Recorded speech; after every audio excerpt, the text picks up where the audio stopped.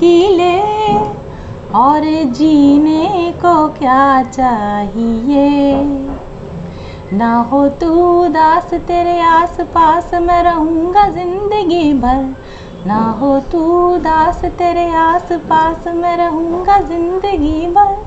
सारे संसार का प्यार मैंने तुझी में पाया। तू मिले दिल खिले और जीने को क्या चाहिए। Hello and welcome once again to my channel. और जैसा कि आपको समझ में आ ही गया होगा कि I am in a very good mood. इसकी 2-3 वजह हैं। ऑब्वियसली जब हम बहुत सारा ब्रेक लेते हैं और बहुत सारा ध्यान करते हैं तो मूड तो अपने आप से अच्छा हो ही जाता है। बट अभी आज के इस वीडियो की वजह कुछ और है। कुछ दिनों पहले मैंने एक पोस्ट किया था कि मैं एक दिन हॉस्पिटल के नीचे मेरी मदर इन लॉ की तबीयत ख़राब हो गई थी, तो हम उनको हॉस्पिटल लेके गए थे। तो मैं उस समय उनका डिस्चार्ज का जो प्रोसेस चल रहा था उसमें मैं रैंडमली जाके एक उस हॉस्पिटल परिसर में एक पेड़ लगा हुआ था, उसके नीचे वो चबूतरा भी बना हुआ था, जैसा वो बुद्ध भगवान के फ़ोटोज़ में नहीं बताते, ऊपर पेड़ होता है, नीचे चारों तरफ गोल चबूतरा होता है, वैसा वो बना हुआ था वहाँ पे। तो मैं वहाँ पे ऐसे ही बैठ गई जाके कि ठीक है, अभी अंदर क्या करूँगी, बोर भी हो गई थी दिन भर से हॉस्पिटल में, मैं यहाँ बैठ जाती हूँ। तो मैं वहाँ बैठी तो वो रनिंग रोड थी जैसे सामने की तरफ, तो और कतार में पेड़ लगे हुए थे, रोड थी, और ये सारा कुछ मतलब एक नॉर्मल जैसे सिटी का सेटअप होता है।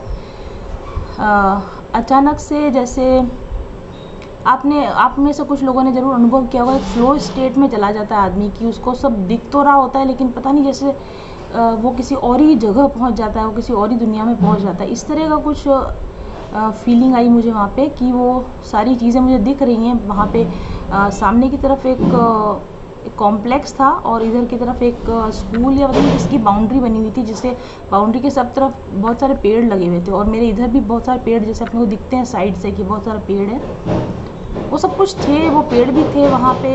और वो ये फिर से शोर शुरू हो गया यार। So something is wrong with this light. Oops, ये मेरे हाथ में आ गई लाइट, जस्ट होल्ड। तो एकदम से मैं फ्लो स्टेट में चली गई थी, जिसमें कि मैं वहीं बैठी हूँ, मुझे पता है कि मैं वहीं बैठी हूँ, सामने सब चीज़ें भी मुझे नज़र आ रही है, लेकिन एक सेकंड के लिए ऐसा लगा कि जैसे मेरा माइंड कुछ और ही सोच रहा है। और उस वक्त मैं क्या सोच रही थी, उस वक्त मैं ये सोच रही थी कि ये दुनिया वैसी नहीं है जैसी हम इसको देखते हैं, ये रियलिटी वैसी नहीं है जैसी हम इसको देखते हैं। और अचानक से मुझे ऐसा लग रहा था कि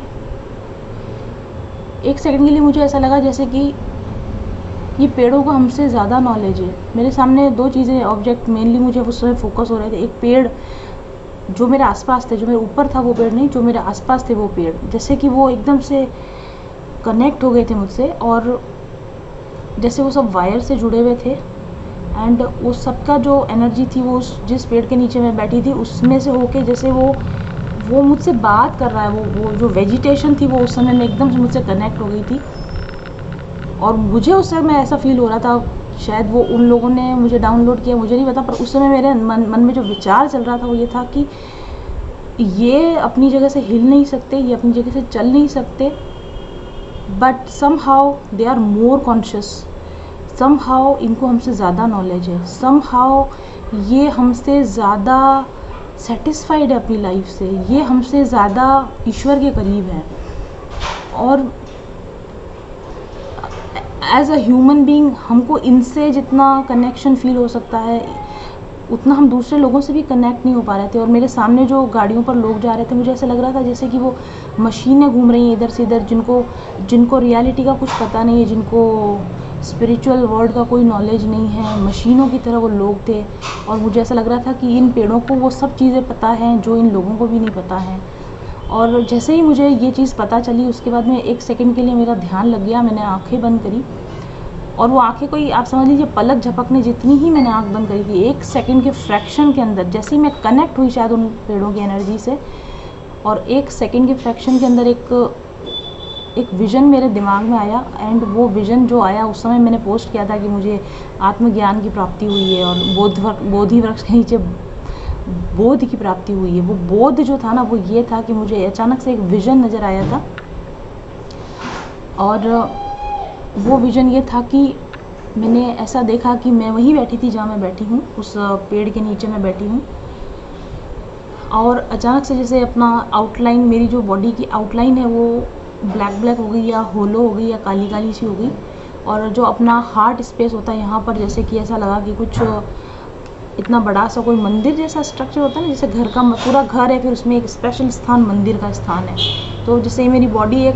तरह से होलो खाली स्पेस है, उसमें सेंटर में यहाँ पर एक गोल सा स्ट्रक्चर, जिसके अंदर और डीप डाउन जैसे हार्ट तो नहीं था, पर वो ऐसा गोल सा स्ट्रक्चर नज़र आया, जिसमें पीछे की तरफ से बहुत ही अच्छी लाइटिंग आ रही है, और उसके अंदर मतलब ऊंची बेंच, सिंहासन के ऊपर 3-4 सीढ़ियाँ चढ़ के, सिंहासन नहीं होता राजा लोगों का सिंहासन होता है, ऐसे सिंहासन के ऊपर कृष्ण भगवान बैठे हुए हैं। तो वो मतलब राजा वाले रूप में बैठे हैं, वो ग्वाले वाले रूप में, द्वारिकाधीश का जो रूप होता है ना, उस तरह से उनके पैरों, मतलब इतना क्लियर विजन था, HD विजन बोलते हैं जिसको।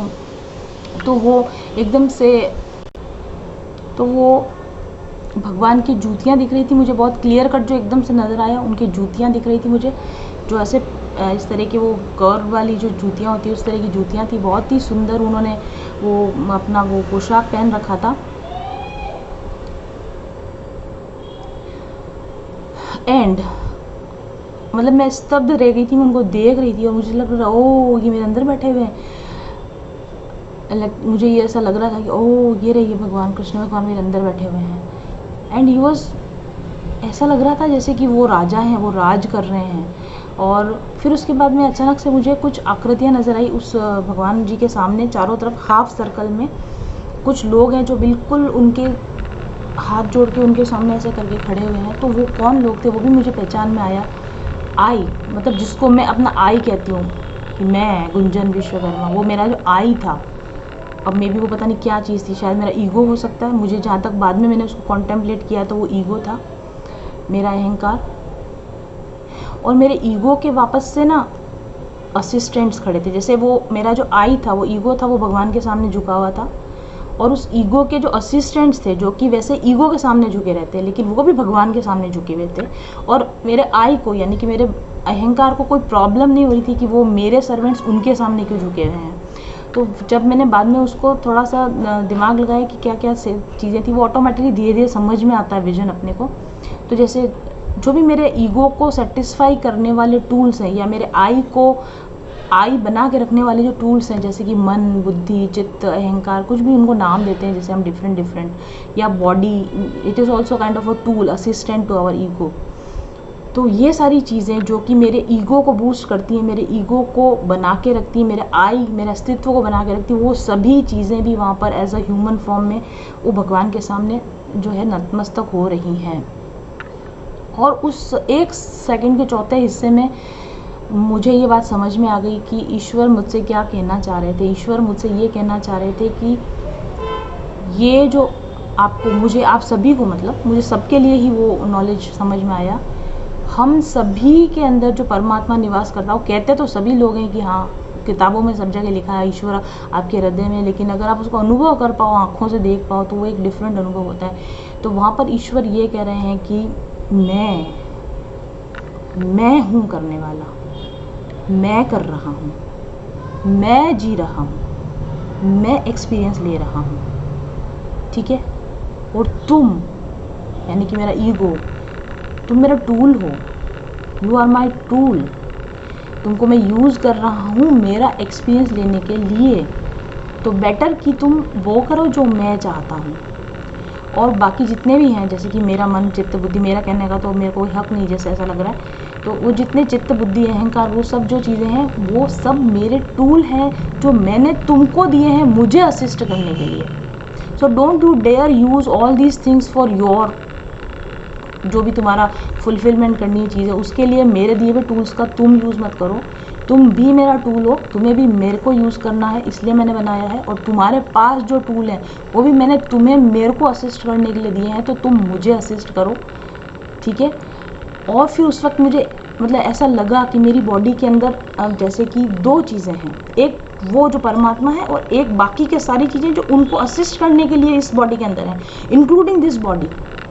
तो वो एक सेकंड के अंदर वो सारी चीज़ें, जैसे वो कहते हैं ना कि ये शरीर परमात्मा का पाने के लिए रथ है, परमात्मा इसमें बैठे हुए सारथी हैं, ये सारी चीज़ें जो हैं वो एक सेकंड में वो उस विज़न में मुझे क्लियर हुई कि कैसे मैं नहीं जी रही हूँ, मेरे इस शरीर के द्वारा कैसे परमात्मा इस जीवन को एक्सपीरियंस कर रहा है जो कि गुंजन विश्वकर्मा का जीवन है।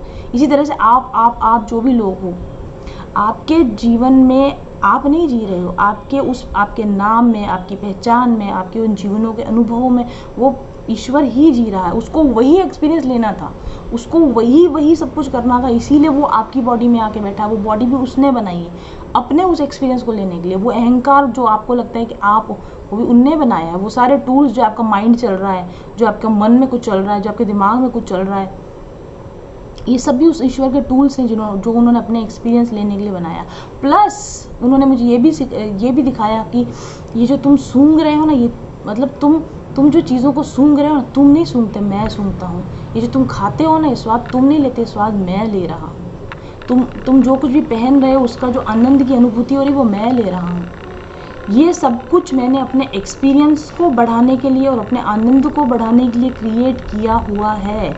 और अगर तुम बीच में ना आओ, यानी कि ईगो, और अगर तुम मुझे मेरे काम में डिस्टर्ब ना करो, तो मैं अपनी ज़िंदगी को, मतलब उनकी एक्सपीरियंस को ज़्यादा अच्छी तरह से जी पाऊँगा। तो ही वॉज लाइक कि थोड़ा साइड हटो, है ना। मतलब उन्होंने मुझे एक सेकंड के लिए दिखाया कि प्लीज़ साइड हटो, मुझे मेरा काम करने दो, मुझे मेरा एक्सपीरियंस लेने दो, अपनी डेढ़ होशियारी मत लगाओ, इधर साइड में बैठो, तुम्हारी अपनी जगह पर बैठो। और उसी सेकंड में आपको मैं बता नहीं सकती कि मुझे कितना फुलफिलमेंट की फीलिंग आई। और मुझे कोई बुरा नहीं लगा जब ईश्वर ने मुझे सारी बात ऐसे नहीं कि अरे मेरी कैसे नहीं चलेगी, आपकी कैसे चलेगी, ऐसा नहीं था।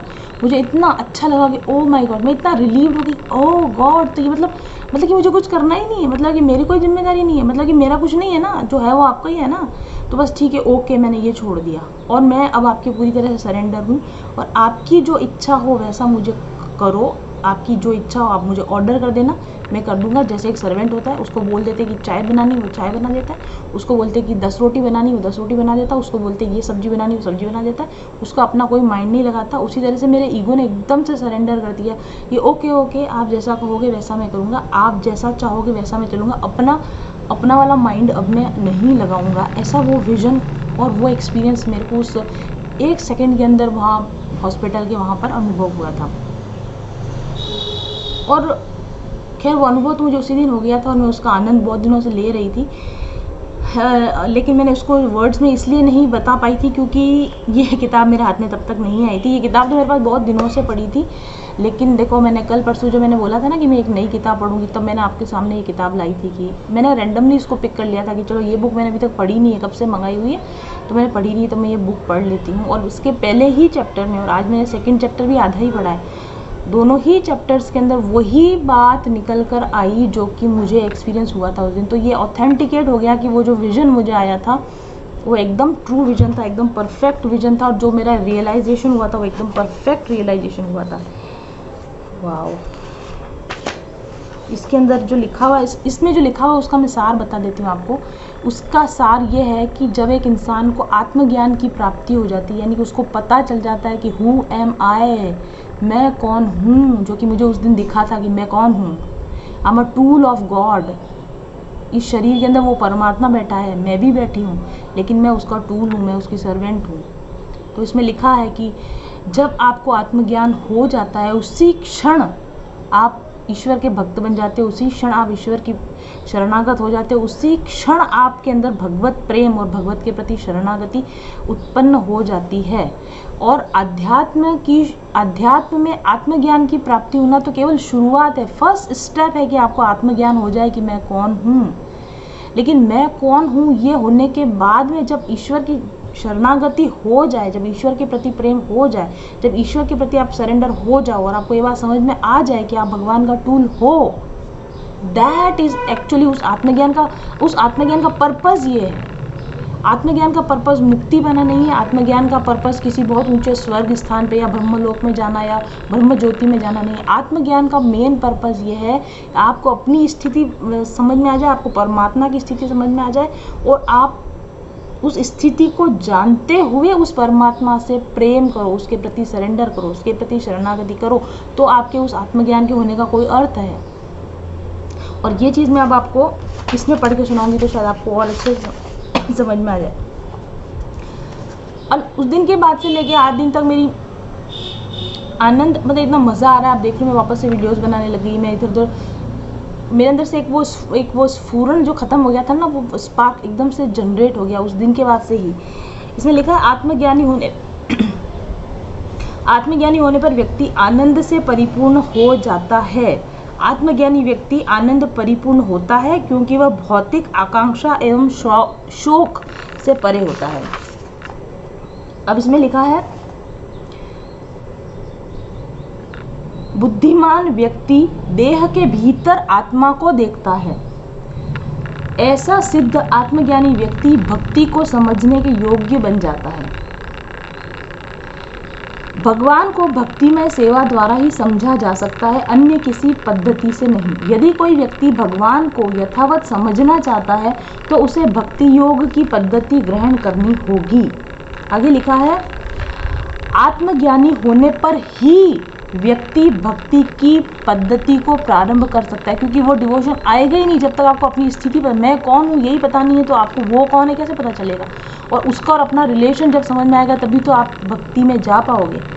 तो आत्मज्ञानी होने पर ही व्यक्ति भक्ति की पद्धति प्रारंभ कर सकता है। बाकी अदरवाइज अगर आपने ये आत्मज्ञान नहीं लिया, आपने खुद के अनुभव के द्वारा किताबों में पढ़कर नहीं, तब तक तो आप अगर जो भी भक्ति कर रहे हो ना वो एक मैकेनिकल भक्ति की, आप ठीक है भगवान को सुला रहे, उठा रहे, खाना खिला रहे, भजन कर रहे, माला कर रहे, पूजा पाठ कर रहे, दर्शन जा रहे, वो ऊपरी सतह पर है। लेकिन जब आपने अंदर से देख लिया कि who is that person and who am I, तभी वो एक्चुअल भक्ति का प्रारंभ वहीं से होता है।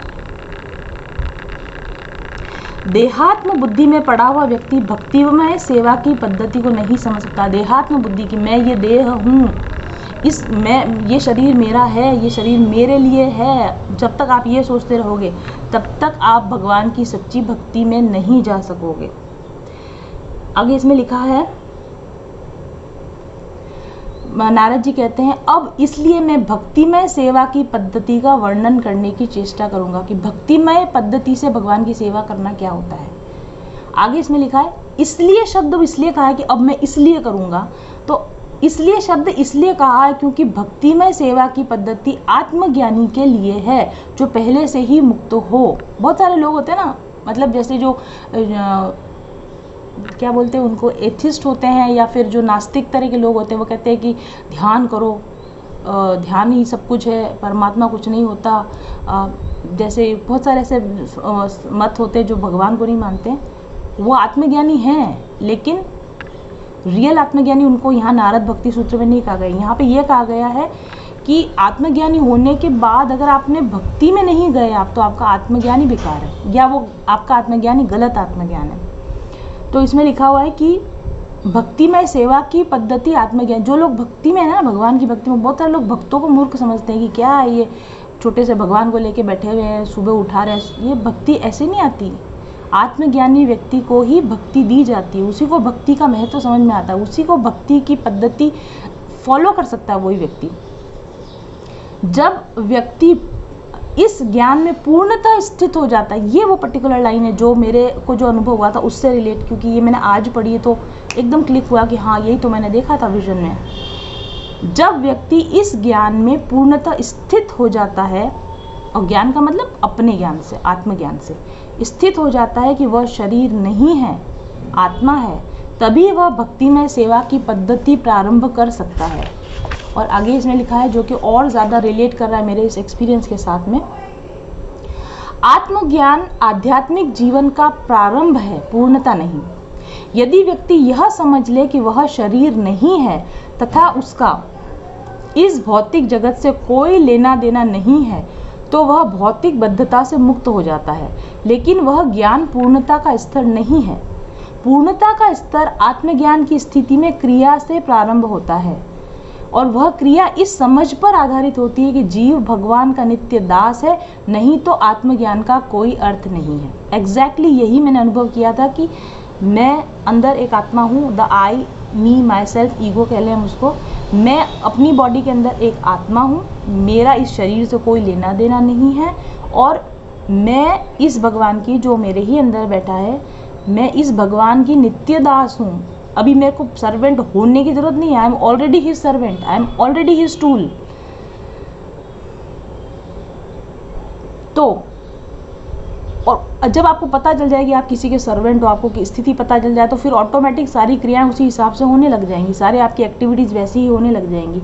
तो इसमें लिखा है कि आत्मज्ञान की पूर्णता आने पर क्रिया में दिखता है, और वो क्रिया क्या है कि जीव भगवान का नित्य दास है। यदि ये समझ नहीं है तो आत्मज्ञान का कोई अर्थ नहीं है। यदि व्यक्ति यह मानकर फूला समाने लग जाता है कि मैं खुद परम ब्रह्म हूँ, मैं नारायण हूँ, तो उसने जीवन में पूर्णता नहीं पाई है। जो केवल यही समझे कि जीव भौतिक पदार्थ नहीं अपितु चेतन आत्मा है तथा परमात्मा में समाना चाहे, वह निकृष्टतम आध्यात्मिक स्थिति है। कि या तो ये समझे कि मैं खुद ही भगवान हूँ, या फिर ये समझे कि मुझे आत्मज्ञान हो गया है तो मैं ईश्वर के बराबर हो गया हूँ, मुझे और भगवान में क्या फ़र्क रहा, मैं भगवान में ही लीन क्यों ना हो जाऊँ। इस तरह की जो स्थितियाँ बनती वो निकृष्टतम आध्यात्मिक स्थिति, very lower spiritual we can say energy है वो। तथा जो परमात्मा में समाना चाहे वो निकृष्टतम आध्यात्मिक स्थिति है। उनके ऊपर जो योगी जन है वो ध्यान के माध्यम से अपने हृदय में परमात्मा के चतुर्भुज विष्णु स्वरूप को देखते हैं। यानी कि मैं खुद ईश्वर हूँ, मुझ में और भगवान में कोई अंतर नहीं है। ये सबसे निचली स्थिति है आत्मज्ञान की। उससे ऊपर की जो स्थिति है वो योगी जनों की स्थिति है, जो अपने ध्यान में परमात्मा के दर्शन करते हैं। ध्यान में उनको अपने अंदर या बाहर जहाँ भी थर्ड आई पे जहाँ भी ईश्वर के दर्शन हो रहे हैं, चतुर्भुज स्वरूप के भगवान के या विष्णु स्वरूप में भगवान के दर्शन हो रहे हैं। और उससे भी ऊंची जो स्थिति होती है, किंतु भगवान कृष्ण से यथार्थ संबंध रखने वाले व्यक्ति आध्यात्मवादियों में श्रेष्ठ हैं। लेकिन जो ये समझ जाता है कि ये मैं हूँ और ये कृष्ण है और ये कृष्ण का मैं नित्य दास हूँ, जो इस सत्यता को समझ जाता है, बिल्कुल अनुभव के साथ समझ जाता है, वह आध्यात्मवादियों में श्रेष्ठ है। यानी आपको जब ये 100% पता चल रहा है I am the servant, he is the master, बस आपका काम हो गया। तो मैंने यहीं तक पढ़ा है, इसको अभी तक अंडरलाइन करिए, क्योंकि यहीं से जितना मैंने पढ़ लिया उसी से मेरे को जो विजन आया था वो एकदम क्लियर हो गया कि जो मैंने देखा था और ईश्वर ने वो मुझे इस बुक के थ्रू, जबकि ये बुक लगभग साल भर से मेरे पास पड़ी है, लेकिन आज मैंने इस चीज़ को समझा। और जैसे ही मैंने इस चीज़ को समझा, और ये गाना भी मुझे चैनल हुआ जो मैंने भी अभी भी गाया, तू मिले दिल खिले और जीने को क्या चाहिए, तो बड़ा मन में प्रसन्नता भर गई कि हाँ, कम से कम एटलीस्ट मैं इतनी रिलीव्ड हो गई कि ये जो कुछ भी कर रहे हैं वो ईश्वर कर रहे हैं, अपने खुद के अनुभव के लिए कर रहे हैं, और उनकी कोई आज्ञा है, उनकी कोई इच्छा है, तो अपना बीच बीच में उंगली नहीं करना, उनको जो करना है उनको करने देना।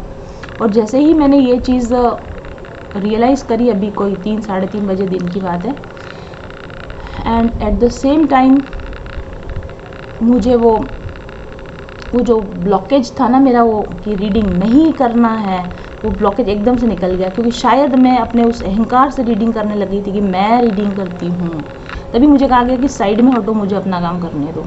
तो वो चीज़ भी मुझे समझ में आ गई कि क्यों एकदम ब्लॉक आया था। तो आई थिंक ये चीज़, और हाँ एक चीज़ और भी समझ में आई। फिर मैंने मन में ये भी सोचा कि अभी तो कल तो भगवान कह रहे थे कि 6 महीने हाथ मत लगाना, फिर आज ये कैसे हो गया। तो आज वो इसलिए हुआ है क्योंकि ये किताब मेरे हाथ में आई और मैंने इसका 2nd चैप्टर पढ़ा, जिसमें एग्जैक्टली वो लाइनें लिखी हुई थी जो मुझे समझने की ज़रूरत थी, जो भगवान मुझे समझाना चाह रहे थे।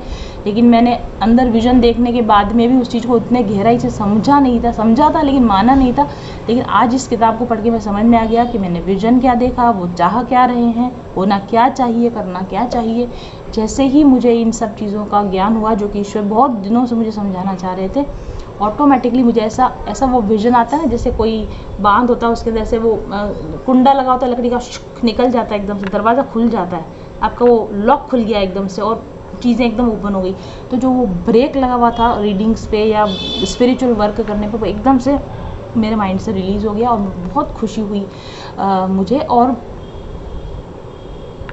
एक चीज़ मेरे को उसी वक्त वो भी क्लिक हुई कि वो विज़न भी मुझे आया जिसमें एक भक्त है जो पेड़ के नीचे नाच रहा है। फिर मुझे वो इंसिडेंट भी याद आया, वो कथानक भी याद आया कि उसमें एक व्यक्ति होता है जो नारद जी आते हैं, वो काफ़ी सालों से तपस्या कर रहा होता है, तो वो नारद जी को पूछता है कि भगवान आप तो रोज़, नारद जी आप तो रोज़ भगवान से मिलते रहते हो, ज़रा पूछ के बताओ ना मुझे दर्शन कब होंगे।